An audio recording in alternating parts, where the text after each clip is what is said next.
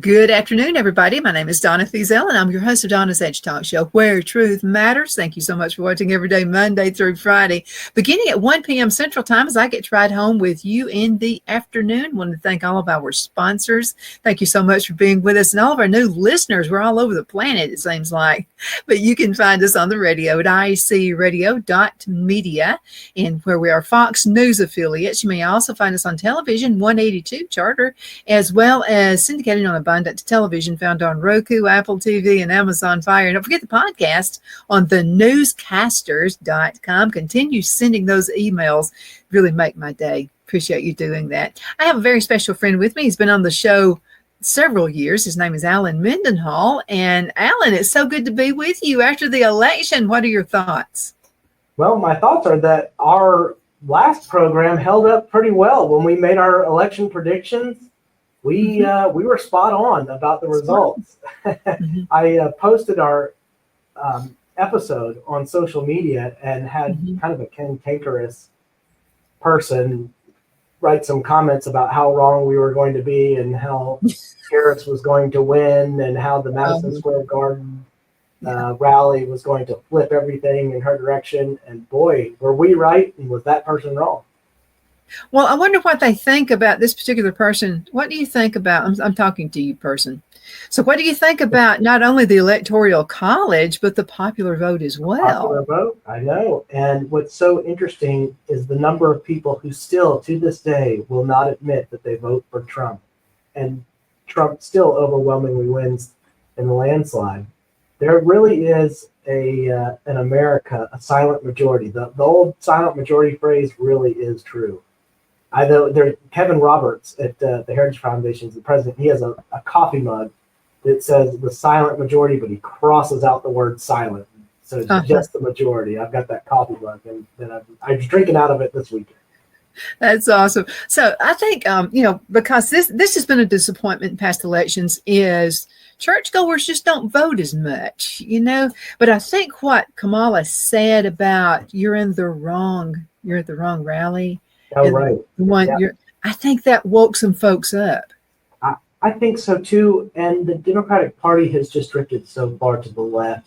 When you are advocating transgender bathrooms for men to use the restroom with 7-year-old girls, you've just gone too far. To have men competing in women's sports, these are just radical, ridiculous proposals. And normal, ordinary people across this country have no patience for that kind of lunacy. So they spoke up and they cast their ballots. Even the Amish were voting in Pennsylvania. Okay. I saw this one meme and it was hilarious. It was like watching the Amish go to the vote polls is like watching the trees in Lord of the Rings. Oh, I just love that line. Well, I want to thank that community. And I'm going to tell you, I've said this for years, the Amish are the smartest people on earth. I mean, they know what makes the world go around. I'm talking literally from food to getting by in the world. And they're not poor folks either. Oh, they make great furniture. Mm-hmm. Great Absolutely.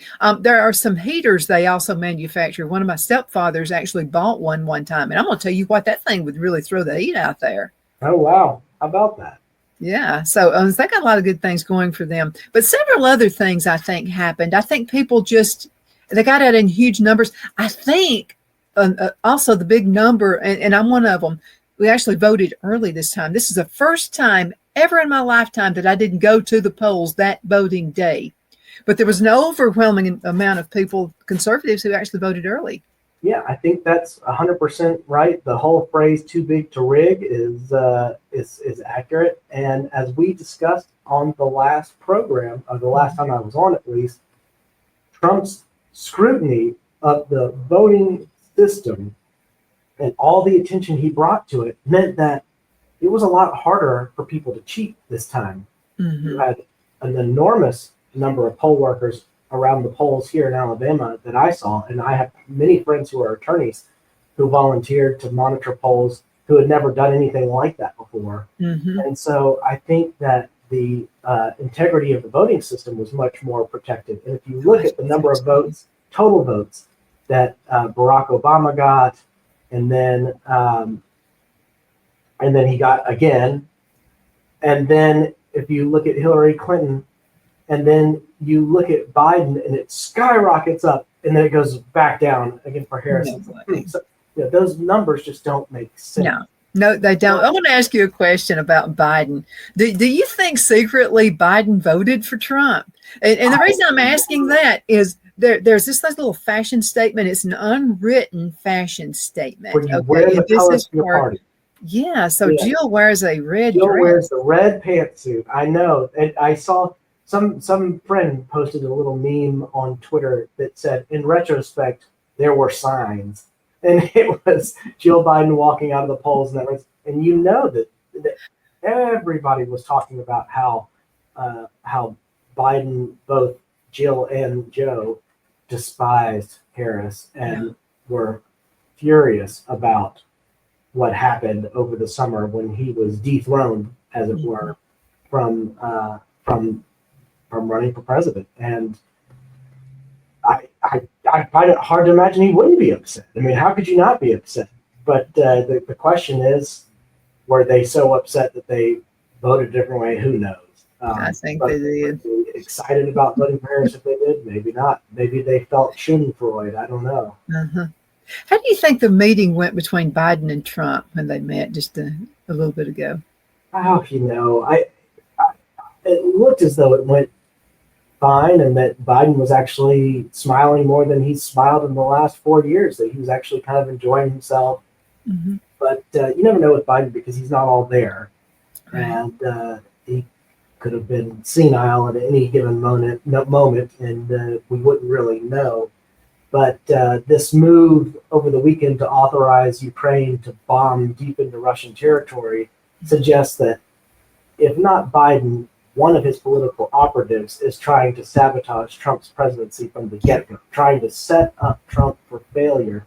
But I don't think that's going to work. I think everybody is going to realize that this move happened under the Biden administration, and I think Trump's administration can go in and fix the problem.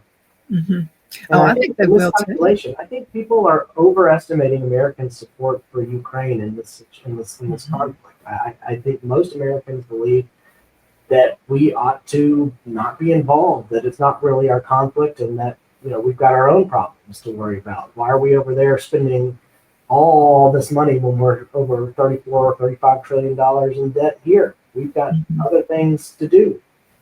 Yeah, and then I keep bringing this up, but the hurricane that went through North Carolina devastated so many families, and they do good to get any money, which has to be paid back, by the way. They're not giving it to any of the families. So the people that they're giving the money to overseas, are they required to pay any of that back? I'm wondering. Oh, I don't know what conditions are placed on those, but I am very concerned to hear from FEMA whistleblowers about passing over houses with Trump signs. The directive that you don't go assist these people if they have Trump signs. How awful is that? I can't imagine Donald Trump saying and directing his FEMA officers to skip over houses if they had a Harris sign. It wouldn't happen. He loves America too much, and he loves Americans. And as he himself said, you can't be president of America if you do not love Americans. And people should be seeing that. I think he's going to be the president for everybody. That was the referendum that we saw in the election. People were seeing these things, and people were voting. I mean, Trump made inroads in the Hispanic community. He made inroads in the Black community.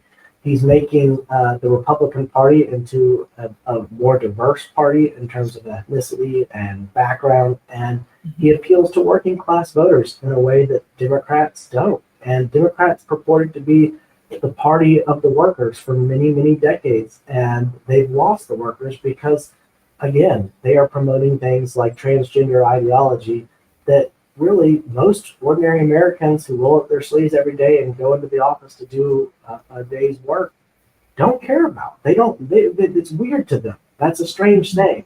It's a luxury belief, as they say. Let me ask your thoughts on this, because first of all, you don't mess with a master marketer. You just don't do that. I mean, Trump got it going on, you know that. Mm-hmm. So a couple of things happened and he took advantage of it.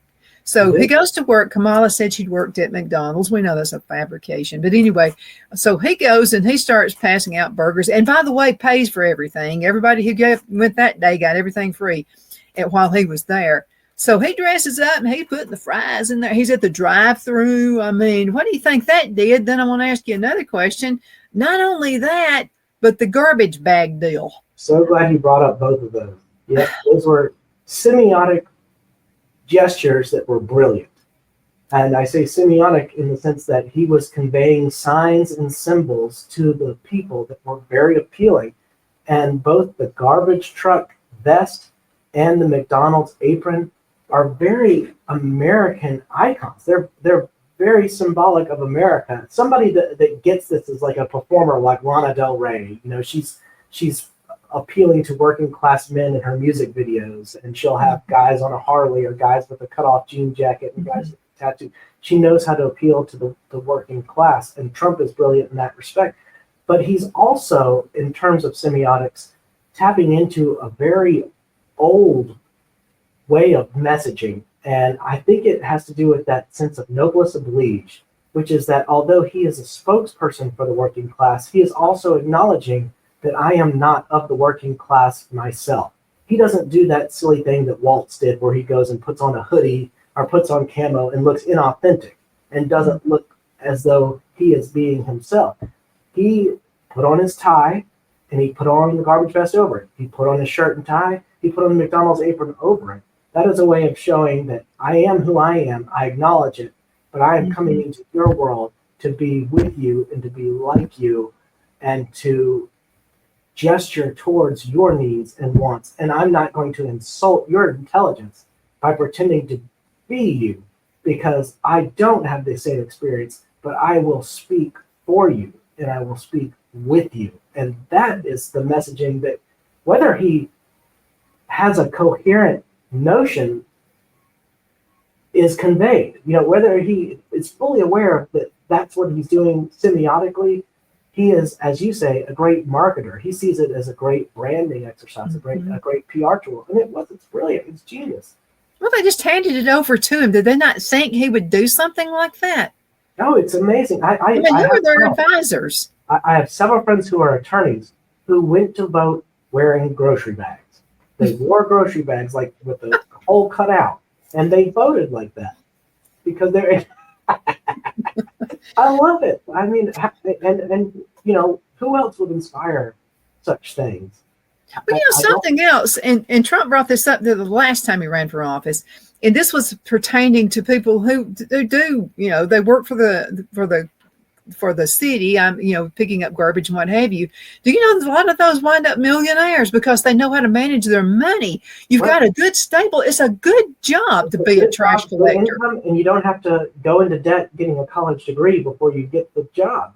That's what a lot of young people, everybody acts as if college is going to be a great accelerator for everyone's career. If everybody goes to college, and of course it can't be an accelerator, then it just means that to distinguish yourself, you'd have to go get a master's degree, and it just doesn't work like that. And I think many people are missing out, and they're getting behind because they opt for college when in fact they don't need it for what they want to do. And also in college, they're unlearning things. The Intercollegiate Studies Institute, long ago in the late 2000s, would do these civics exams, and they found that students entering into college knew more about basic government and policy and civics and history than did students graduating from college. So they actually had learning loss in college. What they were learning in college, I don't know, but it wasn't related to those subjects. And I also think that in particular in business schools, the principle that there's nothing you can learn in a business school that you wouldn't learn better out there on the job holds. I think that is true for most business schools at most places. Is there a place for research on business? Absolutely. People can conduct research on business, and faculty need to be pursuing different lines of inquiry related to any type of business research. But not all students are going to college to research. They don't want that. They want to get a good job. They want to make a good living. And I think I'd say 90% of students who major in business are probably wasting their time. They would learn so much more if they just went out and got jobs in business and learned how to do it. Well, there's nothing being an apprentice for a company is on the job training. There is no better way you can learn than that. I mean, because I went to college and I took accounting courses. I'm not even doing that. I'm doing nothing like that. So there's this guy who believed in me 20 years ago. And so he said, I want you to host a talk show. And I'm going, yeah, right. I'll forget my name as soon as the camera comes in and focuses in on me. And he said, no, you'll be a natural. You can do it. And I said, I didn't go to college for that. And he said, you don't have to. He said, the best people on there are the ones that I just throw out there and they just do it. And I said, okay, I'll do it once just for last, but let's record it just in case I royally mess it up and I can't remember my name. There's just something about the camera coming in, you know, and it actually works. But my dad had one of those old Bell and Howell cameras. And so I've seen video or movie of me, 8mm, with me coming in, mother bringing me in from the hospital, and dad with me a baby, you know. By the way, they're toting me like a football, so I guess that explains what happened to me. But anyway, it was a fun thing to do. It had nothing to do with what I went to school for. And I wanted to mention this. You know, people used to make fun of the lunchroom lady. You know, it started on Saturday Night Live, you know, making fun of the lunchroom lady. I have an aunt. I don't know that she even finished high school, but she worked as a lunchroom lady at Oxford High School for years. Well, guess what? She's better off than most people in my family, because working for the city or the county, whatever, and you work with a school system, it doesn't matter if you're a teacher or you're a lunchroom lady or you're a janitor. You can start drawing retirement, and it's a nice retirement just by working there for 10 years in this county. I don't know about everywhere else. Yeah, but 10 years.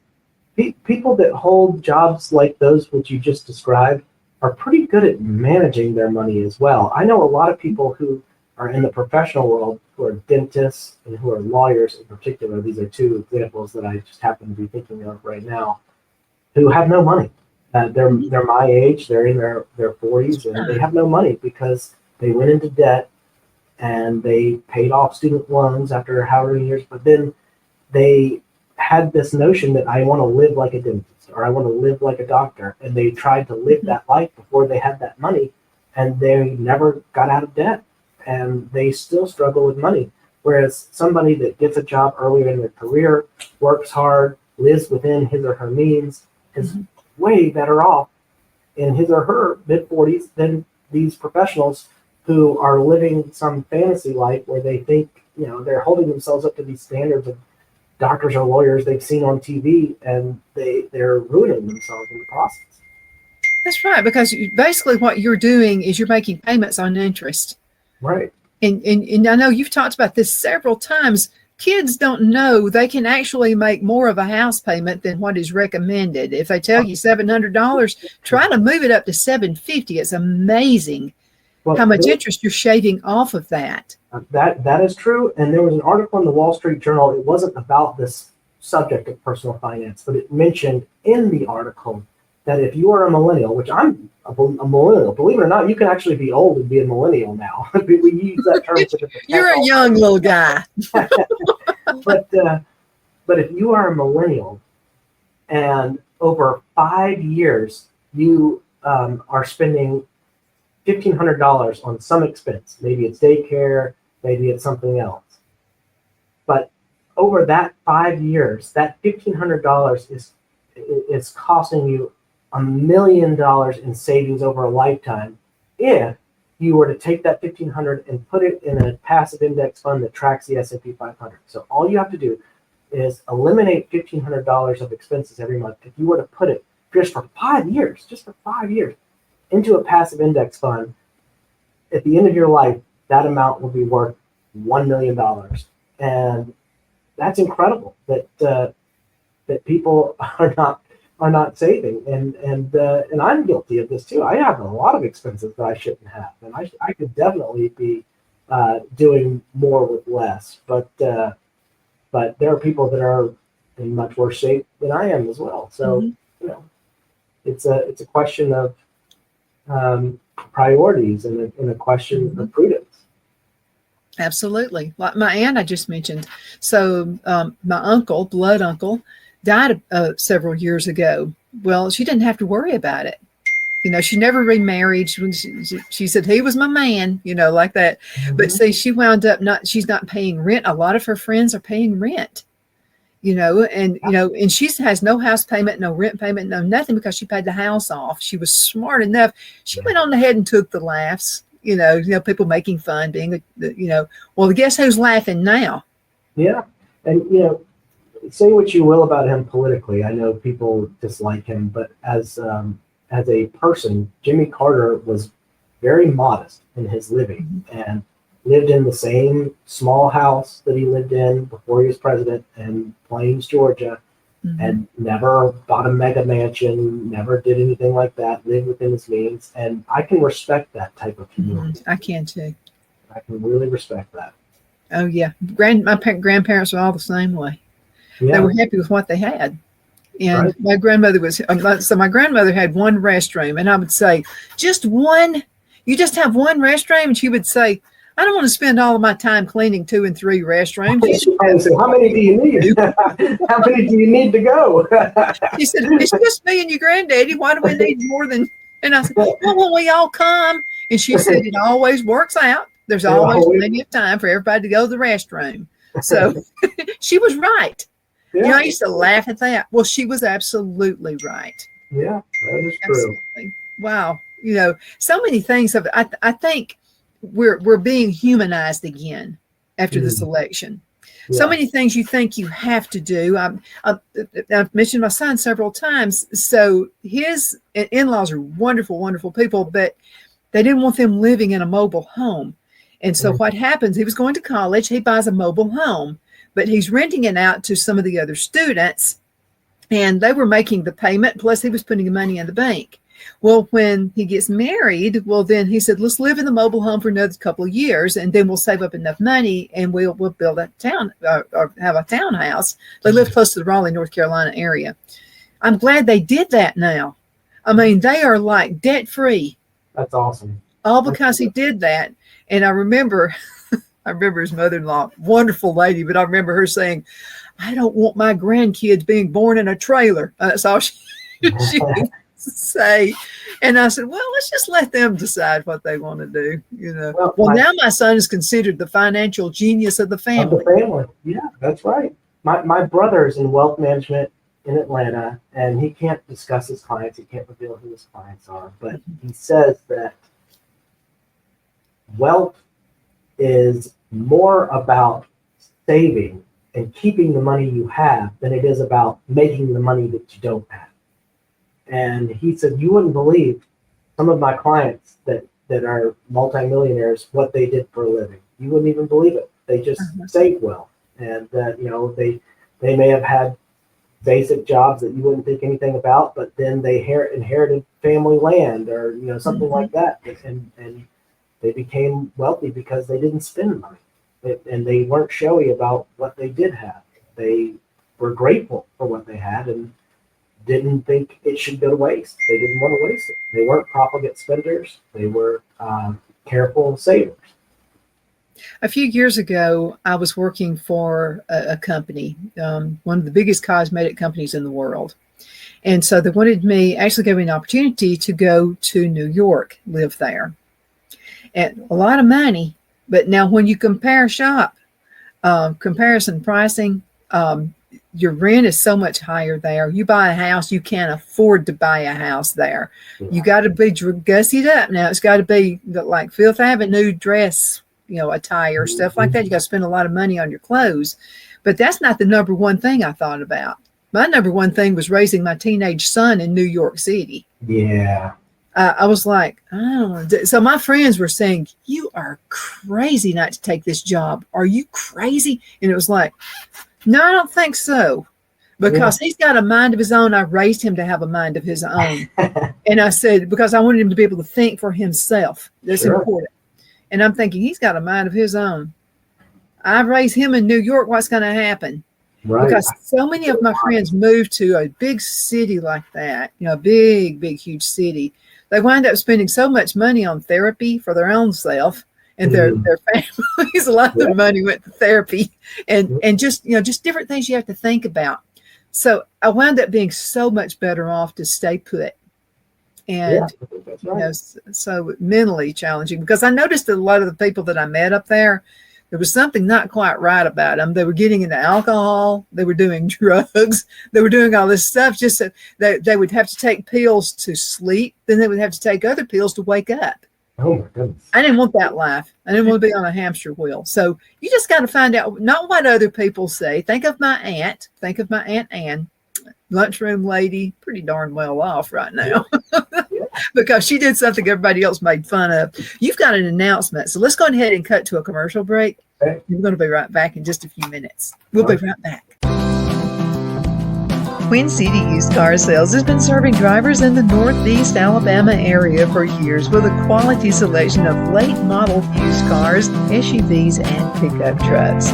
On top of our extensive selection and competitive prices, we offer professional auto financing services for used car buyers of all credit levels. Whether you've just begun your search or you're ready to secure your next vehicle, at Twin City Used Car Sales, you will drive away with the vehicle of your dreams. The sales and finance staff at Twin City Used Car Sales looks forward to serving you, and you can apply for financing online before your visit to our used dealership in Gadsden, Alabama. Check us out on the web at twincityusedcars.com or go by our location at 901 First Avenue, Gadsden, Alabama. We sincerely look forward to serving you.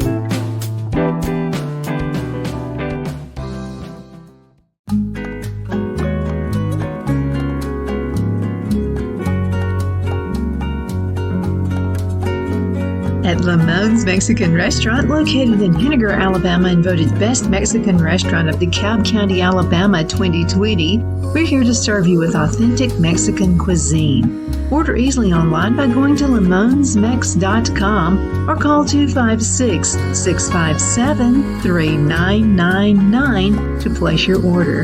We're open Sunday through Thursday, 11 a.m. to 9 p.m. and Friday and Saturday, 11 a.m. to 10 p.m. Whether you're celebrating a cozy date night for two or a celebration for a crowd, at Lamone's you'll love our atmosphere and friendly servers. Thank you for dining with Lamone's Mexican Restaurant.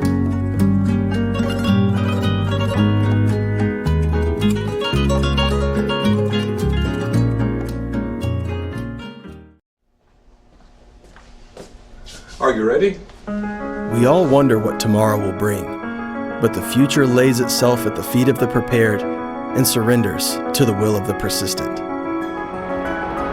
It's not easy, but today shapes you so you can shape tomorrow. With Northeast Alabama Community College, when the future asks if you're ready, you can answer yes. Begin your future at Northeast Alabama Community College. Donna's Designs offers a line of handmade memorial, wedding, and keepsake jewelry that launched back in 1970. I'm a self-trained jewelry designer, and I will work closely with you to create unique designs you can love and treasure for years to come. Whether that be flowers that were used in a funeral arrangement or stones you found on the beach at a memorable trip, call me at 256-659-4319, and let's think of the possibilities. At Liberty Bank, we're all about community. Whether it's to help with a charity fundraiser or help families in need, toys at Christmas, or a local football team, we're here for you. You see, we realize the importance of family. Sometimes it's to build a new home or necessary home repairs. We're here for you. If you like the feel of a small town bank with all the conveniences of a big city bank, we're here to serve you. You will find us at any of our convenient locations in DeKalb, Marshall, Etowah, and Blount counties in North Alabama. You can call and speak with any of our friendly staff at 256-659-2175 or check us out on the web at libertybankal.com. And thank you for your support of our community. Member FDIC Equal Housing Lender.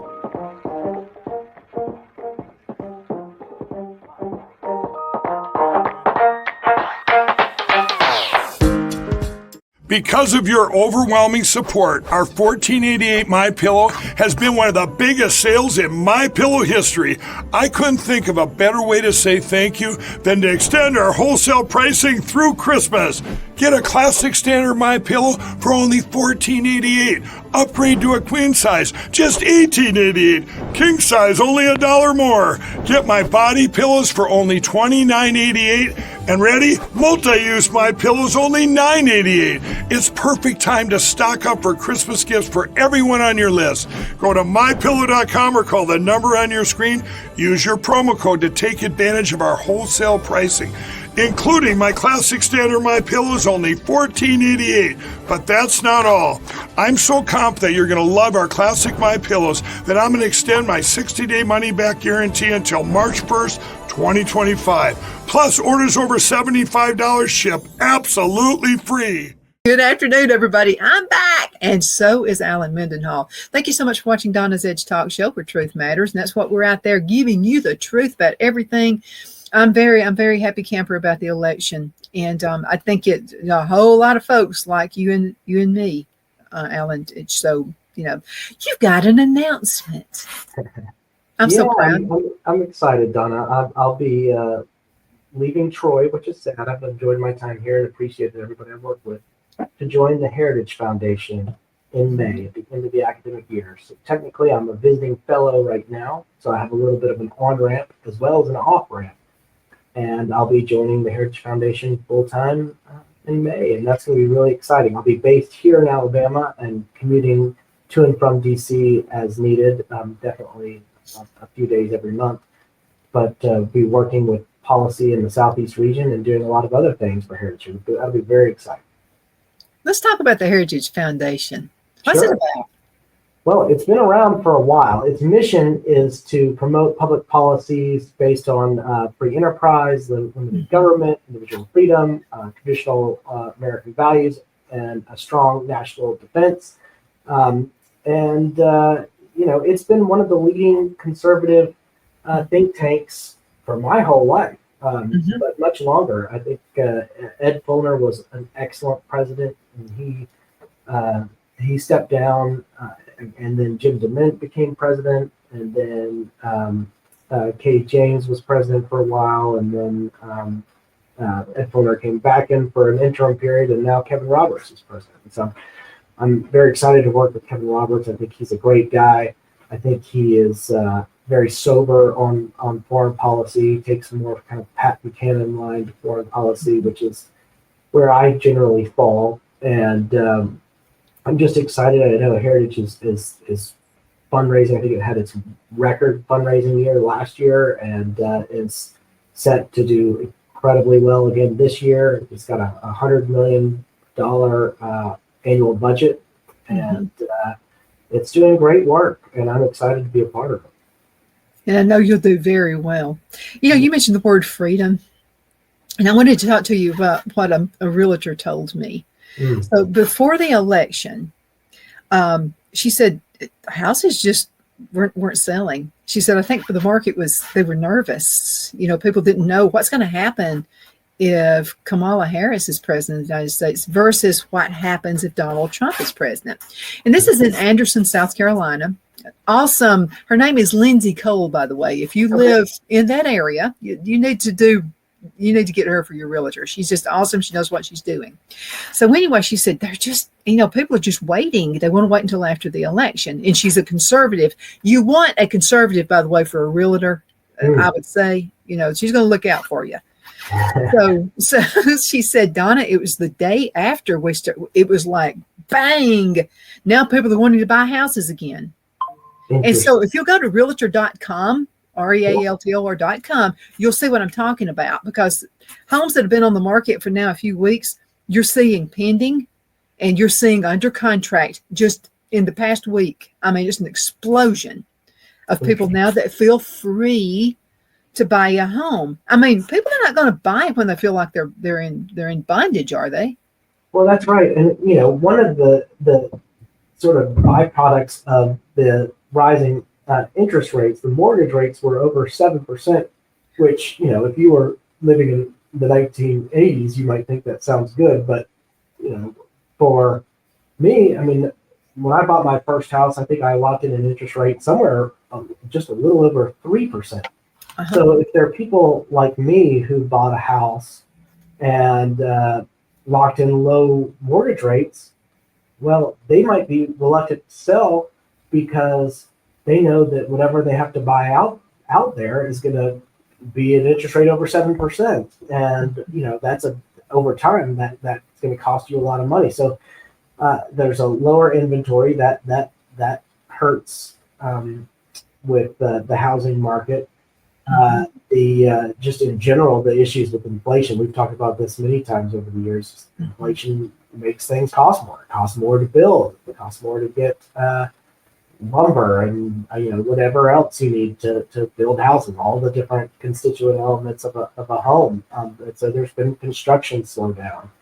And, housing prices had gotten pretty high as it was. So there was probably a little bit of a bubble. And that makes it hard to determine, what price exactly people are willing to buy at if you're selling a home. And then, there are always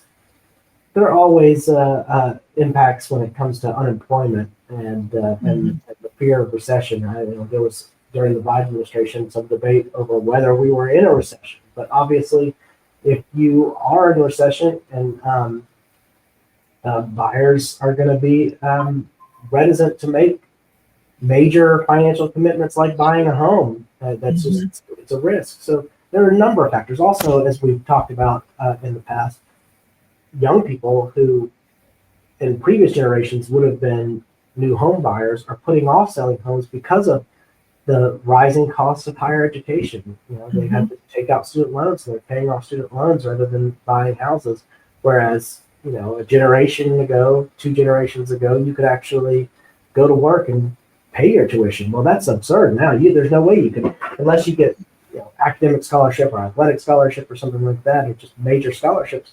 You can't afford to pay at least the sticker price. Nobody could work their way through college anymore if they're paying the sticker price. This is going to reverse course. We see colleges beginning to merge and close, and many colleges are struggling financially. And I think we're going to continue to see this occur as we have fewer young people at 18 years old that are going to be going to college. And you can always try to enroll people who want to go back to college, who are older, want to go back to college and get a degree, but there are only so many of those people. So, I think we saw that international enrollment went up last year, but,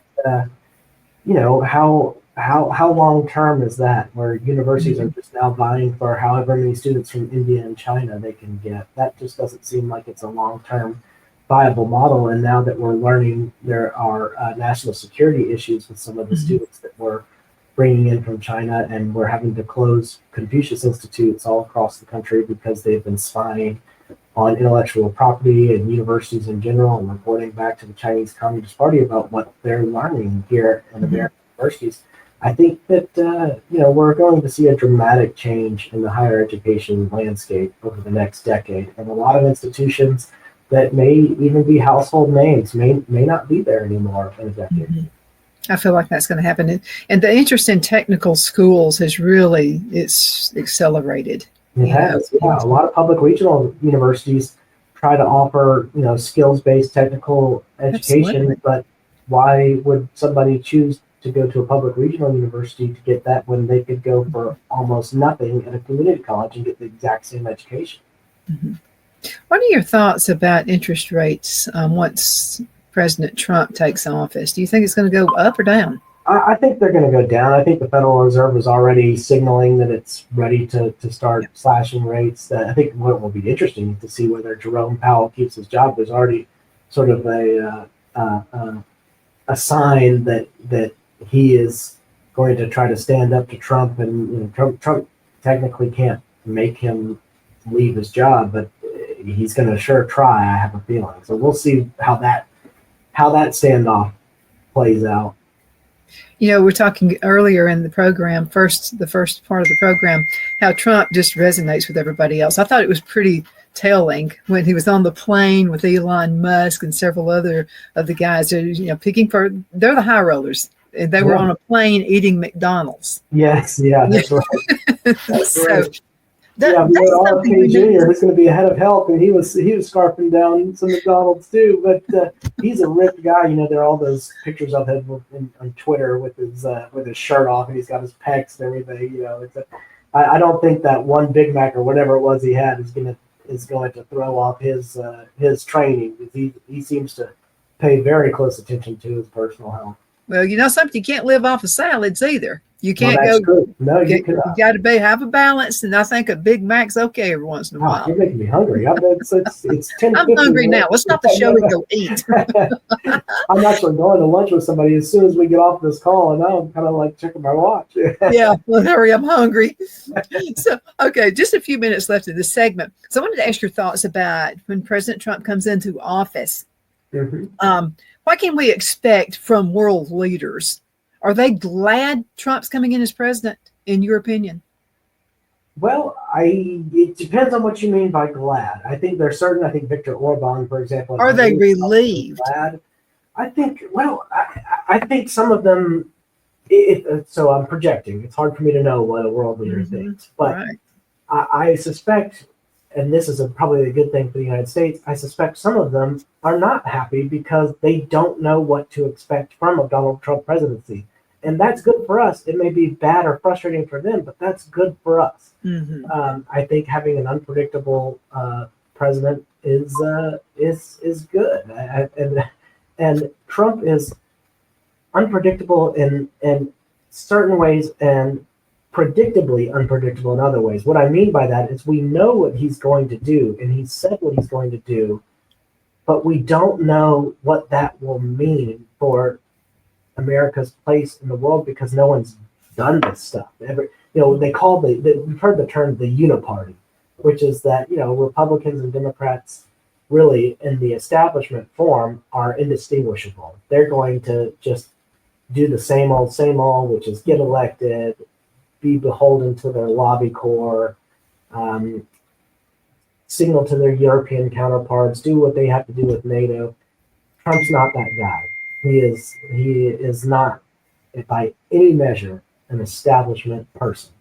And so we know that he is going to do anti-establishment things. We know that he's probably going to institute tariffs here and there, but we don't know what that will mean yet because we don't know where it's going to happen or how it's going to happen or why it might happen. We don't know what the triggering event will be. And that adds an element of unpredictability to the predictability in terms of policy, if that makes sense. We know that these political appointments that he's making, whether it's in the executive office, like his White House Deputy Chief of Staff, Stephen Miller, we know what he thinks and what he's going to do, but we don't know what that will mean in terms of how the American landscape gets shaped. We know generally what Elise Stefanik, for example, the nominee for ambassador to the UN. We sort of know what she thinks on Israel. We know what Mike Huckabee thinks on Israel, but we don't know what that will mean for the Israel-Palestinian conflict. We just don't know. So I think that kind of uncertainty is a great thing for the president, but it would make other world leaders nervous and anxious, I would imagine. Well, the first time around, Rocket Man, North Korean dictator out there, he was scared to death of Trump. I mean, he didn't know what to expect out of him. And I don't know what to expect out of that situation where we've got North Korean troops fighting for Russia now. And what, I don't really know what Trump's going to do in Russia. I couldn't tell you. If you were to ask me right now to take an exam and list the 5 points that Trump is going to rely on when he approaches this Russia-Ukraine conflict, I couldn't list them. I don't know what he's going to do. I have no idea. It's fascinating.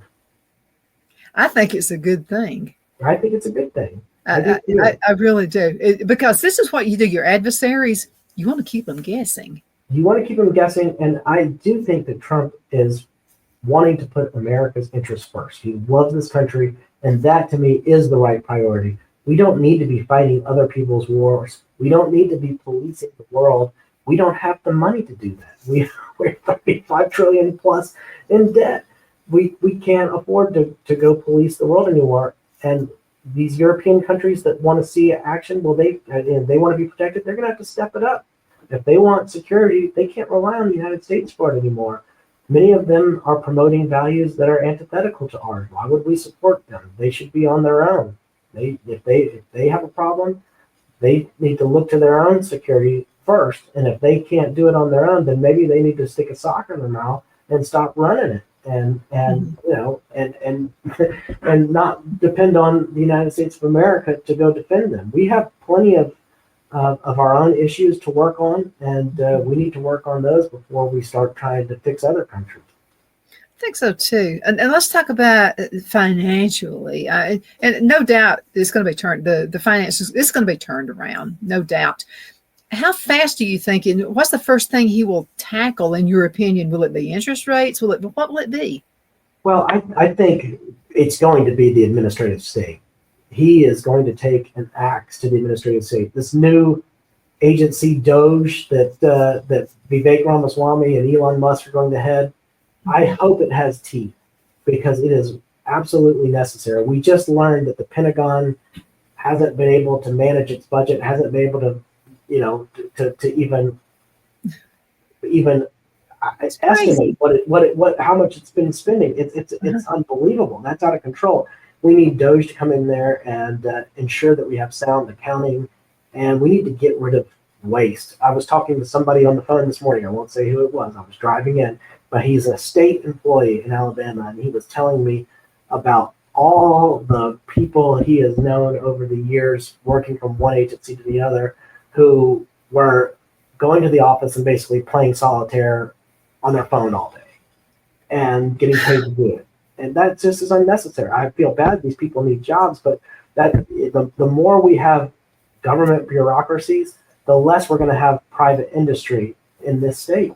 We need to stop looking at government as our first solution. We need to cut spending, because the one thing is we always talk about cutting taxes. Well, that's great. Cutting taxes is great, but you have to cut spending too. Mm-hmm. If you don't cut spending, then cutting taxes isn't really that helpful. So you got to cut spending, and you need to run on a lean government, and this will ensure a more robust private sector. We need to create more jobs. We need to be enticing to out-of-state companies that want to come in here and do business because mm-hmm. they like our low property taxes. They want to hire our workers, and they want to enjoy the immense benefits that we have to offer in the state. We have all this land. We have all this agriculture. We have a great community, and it's a pretty low cost of living here in Alabama. It's a great place for companies to relocate. And frankly, I believe that the Trump victory is going to signal to corporate America that you want to be in these red states where people have moral values, because mm-hmm. when people are self-governing, they don't need to be policed by government. Right. When something goes wrong, you don't want to be living in a city where people are going to be burning down shops and looting and pillaging mm-hmm. and doing all that. You want to be where something goes wrong and people are going to pull themselves up by their bootstraps. Look at what happened in North Carolina after the hurricane. A bunch of good people came together and helped each other and pulled each other out. You compare mm-hmm. that to other regions of the country when there's been a natural disaster, and people looted and they rioted and there was lawlessness. There's a major distinction, and we need to ensure that before any economic principles apply, we are a virtuous, moral, ethical people. Only then does the market flourish. The market flourishes in places where people don't breach contracts because they hold their word. That people respect property rights, where there's a high level of trust among businesses because people expect businesses to operate in good faith and not to breach contracts, not to violate property rights. That's when you have the great conditions necessary for businesses to prosper, and we have that in Alabama. And I hope that businesses start realizing that, and we really, begin to boost our economy. I think it's an exciting time to be here. I think Alabama's going to be in a great place in 10, 20 years. We will be so much better than we have been over the last few decades, and I'm excited to be here for it. Well, we couldn't keep following that same path we've been following for the past 4 years, that's for sure. Okay. I'm a huge advocate for fair tax. Yes, you are. Do you feel Trump is flirting with that idea? And I want to bring up this one. This is no tax on Social Security. What does that mean to you? Folks are taking Social Security payments. Well, to the first question, I don't know that he has used the term fair tax. I don't know whether he's talked about that or not.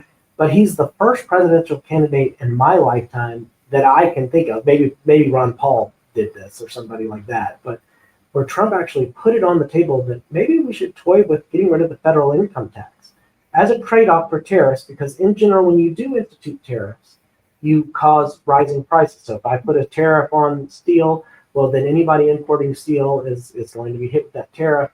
Mm-hmm. And in general, that may be beneficial to the steel industry, but it's going to cause steel prices to go up. And so any industry relying on steel, whether it's to build roads or construction or buildings, whatever you build with steel, obviously I'm not a big construction, knowledgeable construction guy, those are going to cause prices to go up. So Trump's saying, well, what if we offset these things by getting rid of the federal income tax? And that would, and people would get excited about that. So it's Trump acknowledging that my tariff regime is directed at punishing companies that are doing business with our enemies. For example, does it make sense from a national security perspective for us to be doing as much business as we do with China? Yeah, it may be great financially to get the cheap goods and services over there in China, and you can't blame companies for wanting to get cheaper goods and services. That's just in the nature of business. Sure. But is there a reason why we ought to incentivize them to look other places? Yes, it's in our comparative advantage to get those goods and services cheaper from other places, but maybe we have allies, our potential allies, who are not spying on us, who are not cheating on the trade deal. I mean, when there's no reciprocity whatsoever, and people are essentially, screwing you over, excuse my language, but screwing you over on the trade deal, then you don't have a friendly trade relationship with that person. It's not it's not the type of commercial exchange that generates feelings of trust in the long term. You might get short-term benefits, but you need to find better trading partners, and I think that will happen. And maybe it's a result of tariffs, which again, I'm not generally a big tariff fan, but I can understand where Trump's coming from. He doesn't want these jobs going to other places. He wants to keep it here at home, and he doesn't want us, making our enemies richer and trading with them at the expense of our national security, where we're having our intellectual property stolen, or we're having our weapons information, or whatever it is, being revealed to people who want to hurt us. Every day they want to hurt us, and that makes sense to me. Mm-hmm. It does me too. But I've just done a lot of research on fair tax or flat tax, and this way everybody's paying. And I flashed. There's a guy named Chuck Bailey. He and his wife are advocates for fair tax. And the first time I heard them talk about it, I almost, like, I was drinking some cola or water or something. I almost choked when he said this. He said, "You know something? Even drug dealers and prostitutes will be paying." And I went, "You're right. They would be paying, because think about people who work under the table. Okay, they're not paying taxes. They're here in the country. They're working under the table. Whatever, they're being paid under the table. So in other words, they're paying no taxes, and we are. Yeah. It's not balancing. So this whole thing about fair tax, to me, would be the way to turn it around. And I think you could do it in record time. People coming to visit, on vacation, whatever, they're paying taxes too. And when you analyze it, we're paying a whole lot more, a bigger percentage than we're aware of. Because when you consider it's taking out of our checks, it's also taking out, if you're a business owner, oh boy, you dread getting your taxes done. And all of those things are happening. That means we don't have time to grow. We don't have the money to grow our businesses like we would like to. You're being punished for doing things the right way.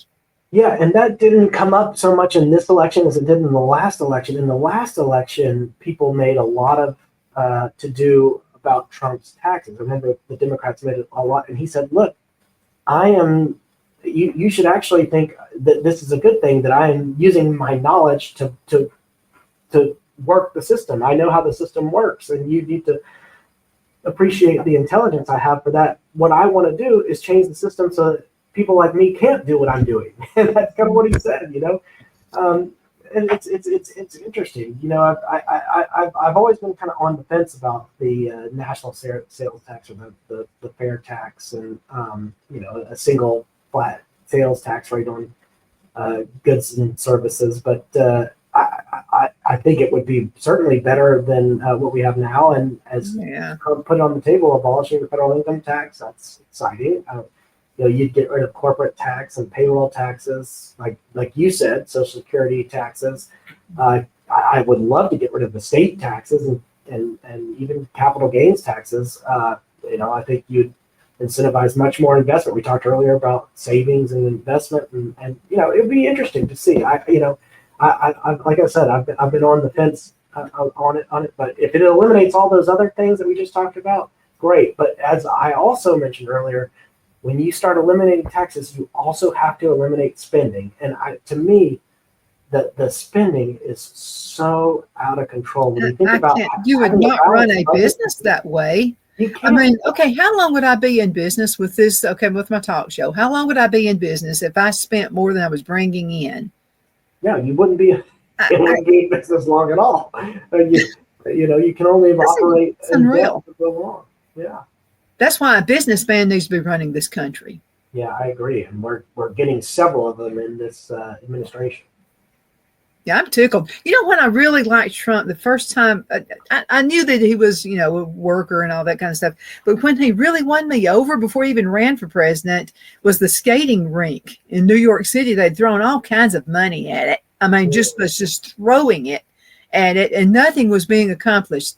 So Trump said, well, I'll do it for like a fraction of whatever everybody else was saying they would do it. And I'll also have it done in like record time. And he did it. Yeah. Yeah, that's huge. It really is. That's huge. There's so many things like that. There's just so many things like that. Those are just a couple examples. But this will be an interesting thing, because for me, he knows he's got one term. So if anything he does, it's going to have to be done in the first year. And it will be done in the first few weeks. You'll see more done with him. It will be, yes, ever done. But he has got to be training up J.D. Vance to be his successor, I think. And I think he will. I think he will too. And it could be, like you look at the LDP in Japan or some other country where there's been a political party with dominance for a long period of time. It's possible. I don't know. I'm not predicting this, but it's possible that the Republicans are about to enjoy that type of long-term prosperity in terms of ruling dominance, just because the Democratic Party is in shambles. Mm-hmm.